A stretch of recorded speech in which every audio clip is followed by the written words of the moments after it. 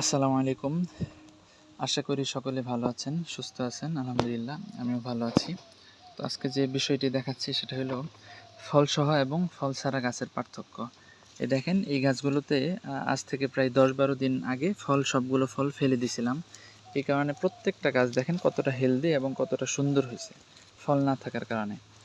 ছোট গাছ যদি ফল রাখা হয় তাহলে গাছগুলো একেবারে দুর্বল থেকে যায়। আর যেগুলোতে ফল ফেলে দেই নাই, ফল রেখে দিয়েছিলাম, এই দেখেন এই গাছগুলোর অবস্থা কতটা দুর্বল গাছগুলো।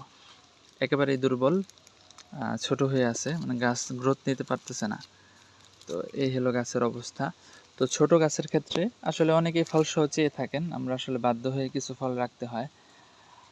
আশা করি আপনারা ফলসহ গাছ না চেয়ে সুন্দর গাছগুলো নেবেন। যে কোনো জায়গা থেকে নেন, ফলসহ গাছগুলো সবসময় একটু ড্যামেজ বা একটু দুর্বল পাবেন। কারণ ছোট্ট একটা গাছ সে মাত্র শক্তিশালী হচ্ছে।